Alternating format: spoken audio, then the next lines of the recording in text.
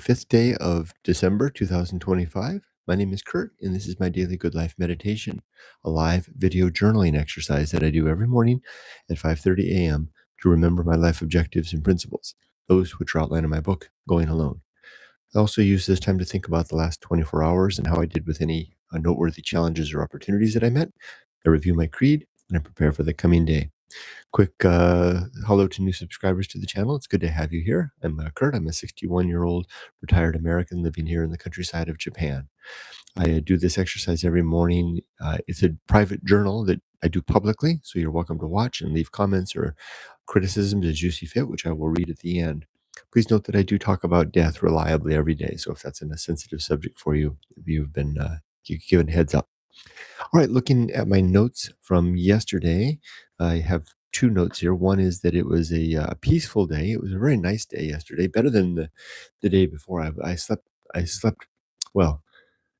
In spite of the fact that I didn't sleep well the prior night, I had a good day yesterday. This it was the second day that I spent a good deal of hours in the bamboo forest behind my house, cleaning the inside of the forest. And what a peaceful, restful activity! It's the most, if I could ever imagine myself as a monk, it's the most monk-like activity that I can imagine. They're deep in the bamboo, cleaning and cutting old twigs and vines and basically tidying up inside a bamboo forest. It's a very nice experience. I really highly recommend it.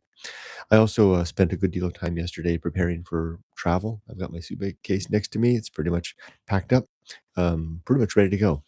I think I have a few more gifts to buy, which I'll try to do today as well to keep moving forward. That's all I really have to report. Well, there's a little more. I have been very anxious about the fact that I'm going back to America next week on Monday. I really don't want to go back at all, and I'm going out of necessity and to be helpful in a time of need. Uh, I, and I don't mind doing that at all. Although it's a strange circumstance. I'm not wanted really there, but it's a window of opportunity to insert myself bodily and say, I'm here to be helpful and to figure out how to do this in a way that will I can pull off for 3 weeks. Um, Being available to help, trying to move the ball forward with some necessary stuff, while all the while knowing that uh, my reception is going to be cold, isn't going to be warm. It's nothing against America. I just don't want to go back under these circumstances. So uh, it's a real challenge to my ability to operate according to my operating manual, my book, Going Alone, which you can read for free at goingalone.org. To that end, let's go over the 8 objectives of my creed, which again are in the book. Number 1 is to be at all times ready for death, having my affairs, relationships, and life's work in order. Number 2 is making good and effective use of my time. 3 is developing and maintaining good and sound life principles and objectives. 4 is to cultivate good emotional reactions. 5 is to perform good actions relative to my values. 6 is to recognize my true limits and true opportunities. And 7 is to do just one thing at a time. Sorry, 7 is to, 8 that is to maintain a sense of balance. Kind of fumbled those up a little bit. Can you tell that I'm a little discombobulated, just ahead of my departure? What is it, 3 days from now? All right, so I'm going to read one of the principles from my book. Today I'm going to read the principle of distraction.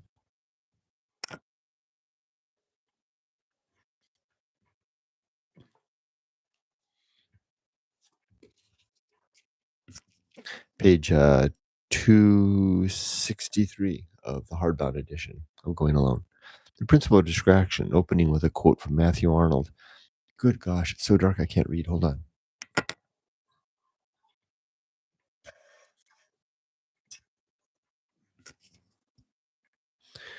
What is the course of the life of mortal men on the earth? Most men eddy about here and there, eat and drink, chatter and love and hate, gather and squander, are raised aloft, are hurled in the dust, striving blindly, achieving nothing, and then they die, perish, and no one asks who or what they have been, more than he asks what waves in the moonlit solitudes mild of the midmost ocean have swelled, foamed for a moment, and gone. That was Matthew Arnold, as I said. The principle of distraction. At every turn in life, we desire not to see. We turn our heads to look not away, but towards something which might cause us not to see. The thing we do not wish, the thing we do not want, is to observe the emptiness which resides behind and before and between and within it all. We do not wish to sense the negative silence of the universe's apparent vacuum of purpose. We do not want to know that death is forever, beyond a nighttime soon to come, which we can neither know nor avoid. And so we busy ourselves with school and work and family and friends and hobbies and interests and gossip and joy and sorrow and peace and gratitude and anxiety and angst and ecstasy and the very fact of the observance that we are alive. Anything, anything at all will do. Anything to avoid the awful aspect and great indifference of a soulless universe without God. Yet, more and more, I am less inclined to fill the empty with my own fearful, distracted voice, increasingly preferring substance to filler, though substance is harder to find and still harder to hold, leaving me often with nothing at all. But I am all right with that now. I am at last better without the distraction of life and death, which I know is not.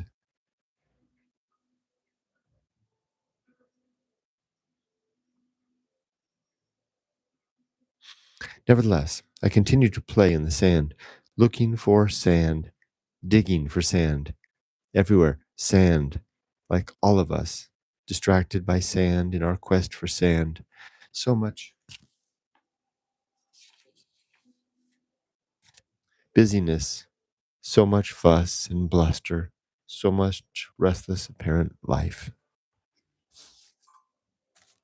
Still, I have a struggle to move past that restless apparent living. Well, it is certainly, it's not apparent living, it's just restless. It's a restless form of life.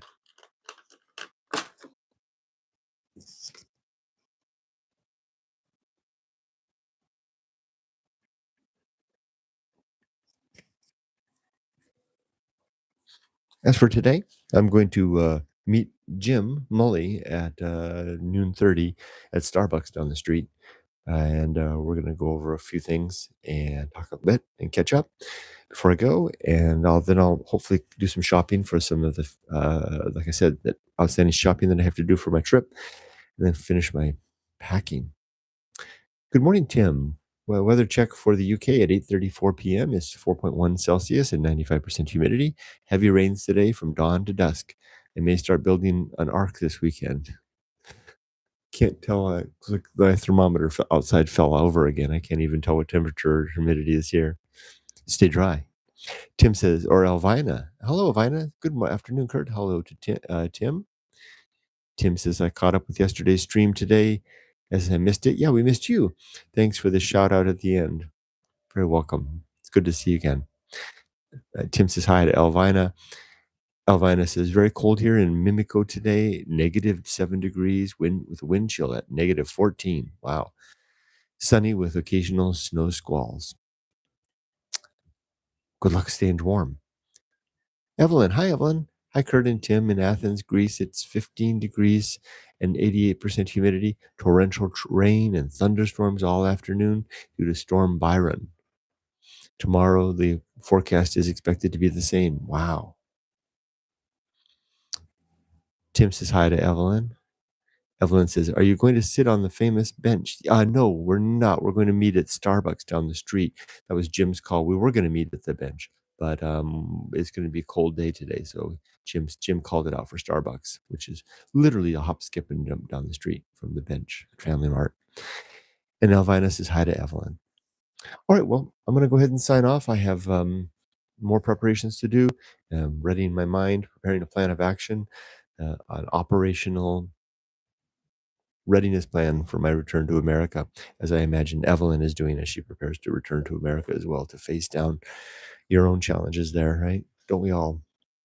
Tim says, interesting in the weather differences around the world. We are all very cosmopolitan. Well put. Have a good day, everybody. Be safe, but not too safe. As for me, tonight, I will die in my sleep. Bye bye.